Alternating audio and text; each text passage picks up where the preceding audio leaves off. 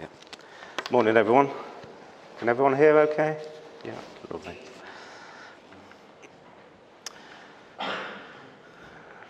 Right.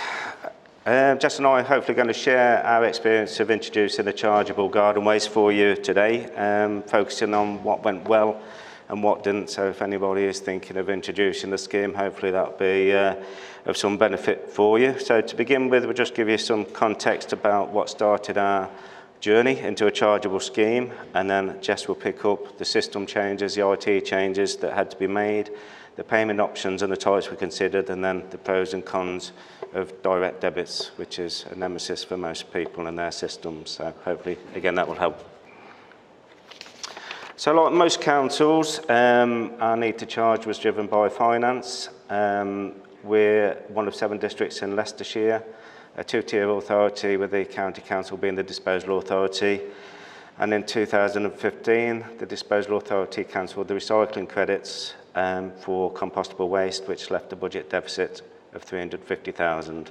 So that started our talks about how that was going to be met, and one of those possibilities at the time was to introduce a charge for garden waste. So in 2015-16, politically there was nerves about introducing a charge for that, so that was met from our reserves.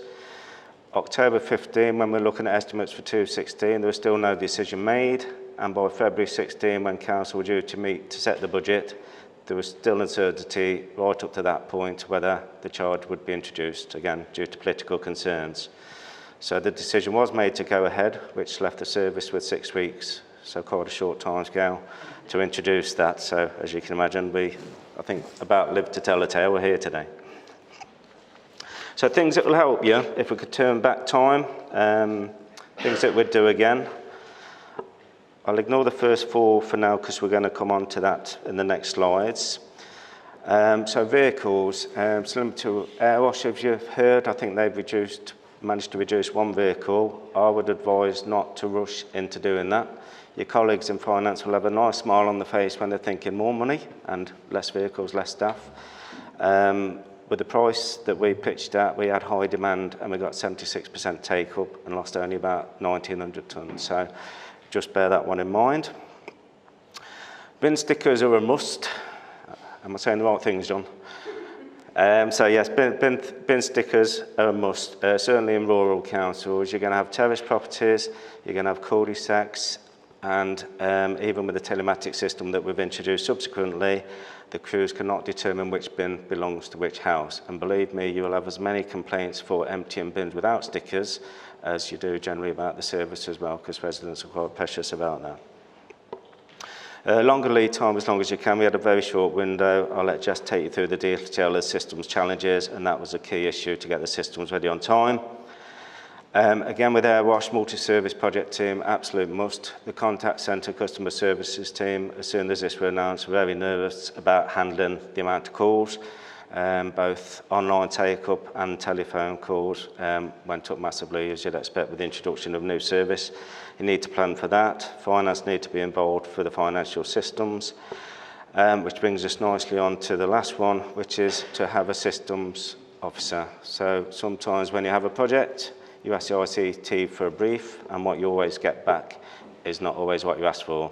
Luckily, we have an interpreter in the name of Jess, who was a seasoned waste management officer, so she understood the service well. The benefit also, she was also the systems admin officer for the waste management team. So Jess's role has progressed and continues to do so into systems integration, customer-focused services specifically for waste management. And if you've got someone like that, just to make the gel between the project team, between the finance systems, the ICT people, then you'll hopefully ensure you get something the customer wants and is usable. So that was really quite key. So as well as being a statutory duty, the consultation helped members, as long as you ask the right questions. If you ask the people whether they want a free service, they're going to say yes. So we pitched the consultation around what would you be prepared to pay. So there's some reassurance that 40% of residents come back and said they were willing to pay £35. Hinckley and Bosworth is a low tax authority, 10th lowest in the country. So we have to be proportionate. We're not in the dizzy heights of the south, where we're going to charge £70 a collection. And also look over your borders. So the members did not want to be the highest charging council within the Shire. So we looked at our neighbouring councils, see what they were charging, benchmark with them as well as nationally, and we ended up with a charge of around £24, which was the cheapest in Leicestershire, which members were happy with. And the take-up, as I say, went straight to 76%. So that was really good news. The other benefit of having people on the scheme that want to be on the scheme and are paying for it is the quality of material went up. We've got a local windrow composting facility on a local farm who spread locally, and they were over the moon because the quality certainly shot up as well. So that was a really plus. Okay, the service itself then. Needs to be simple. Our systems, I could say antiquated, they probably were and probably still are. Getting the systems, the finance systems to talk to the customer services system, to talk to the waste management system was a real challenge. So the more variables you have in that, the worse it's going to be. So because the price was so low at £24, it was decided no concessions. So one price, no concessions for benefits, which meant just one price across the board, no periods other than 12-month subscription. If you use the service all year, it's £24. If you use it for 6 months, it's £24. And again, that just helped get the systems in quick and make it as simple as possible.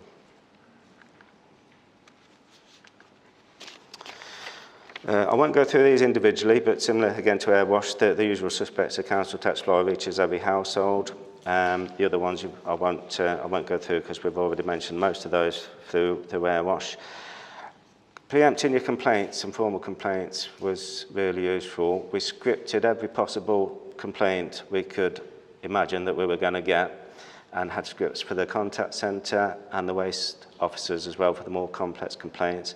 And that was really useful for consistency because, as you can imagine, people try every angle, but at least we had a consistent response. And that seemed to drill down on the number of complaints quite quickly. We still had a lot, but at least we were saying the same thing. Right, I'll introduce Jess just to talk about some of the issues we had with systems now and the challenges around that. Hi, can everybody hear me? Oh, this is a bit weird. I feel like I'm at a bingo hall. So as Darren kind of explained, I'm sort of the bridge that sits between waste and IT. I've been in waste about 17 years, so starting off from the base at the customer point. So I understand what customers want and what they need, but I also understand our systems.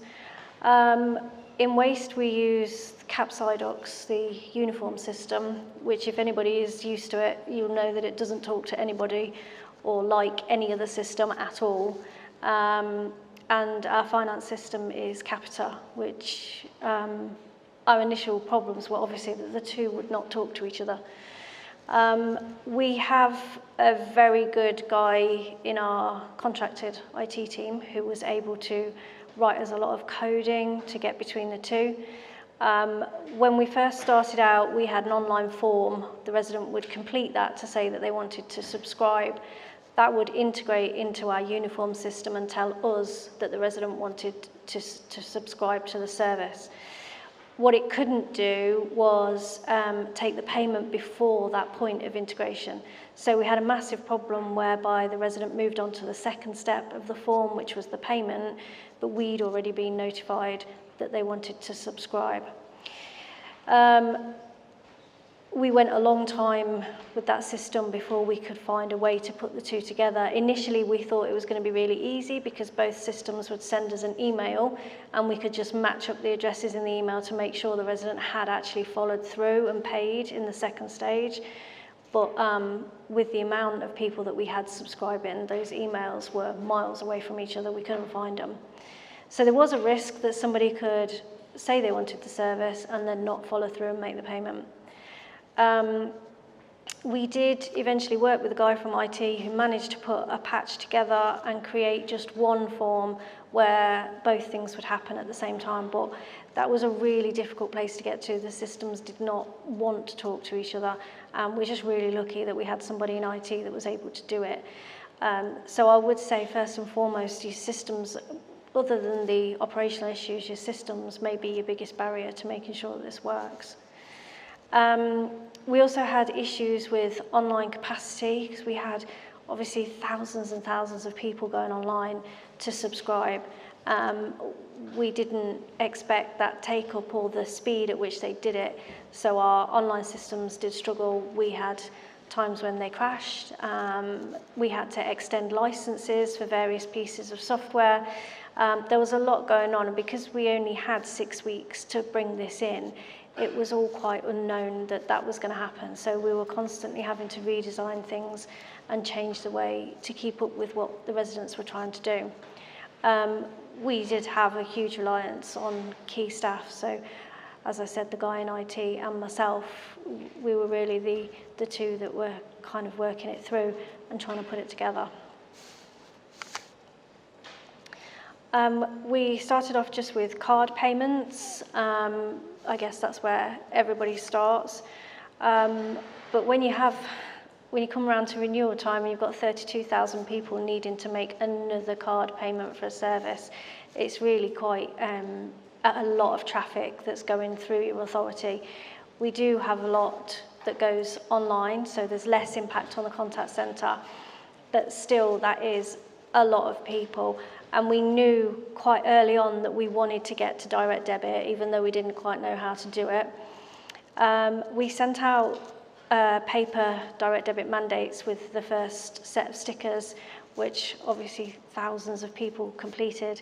And then we manually inputted them into our finance system, Capita, to put people onto direct debit.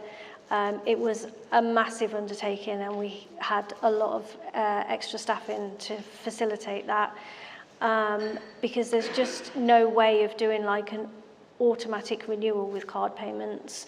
Our systems couldn't do that. I don't know if anybody else's can, but to get that auto renew, it had to be as a direct debit. So that was the way we wanted to go.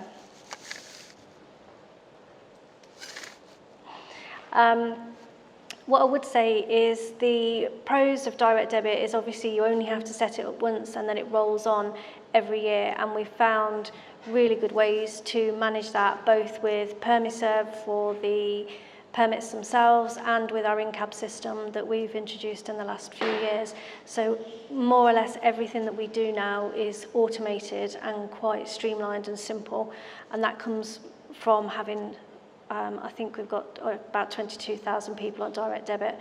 So they just automatically renew. They don't have to contact us. Makes life a lot easier. And residents are used to using direct debits, so they are quite good at just setting it up and it rolling on. Plus, to use a direct debit, they have to be signed up to our Hinckley account. So we've got their email address. We can contact them if there's service issues or whatever. But there are some downsides to direct debits. We personally have a fixed renewal date. It is the 1st of April. I do know of another council that the direct debit renews whenever the residents signed up, but to us that's very administration heavy and very complicated. So the direct debit, regardless of when you pay for your service or you start your service, renews again on the 1st of April. We do have problems with residents cancelling their direct debit because they'll look at their online banking or their bank account, they'll see something that they don't recognise and it's still quite a low price and they probably think, oh, what's that? And then they cancel it. And then they contact us after April and say, why haven't I had my permit? And we say, because you've cancelled your direct debit and you haven't paid.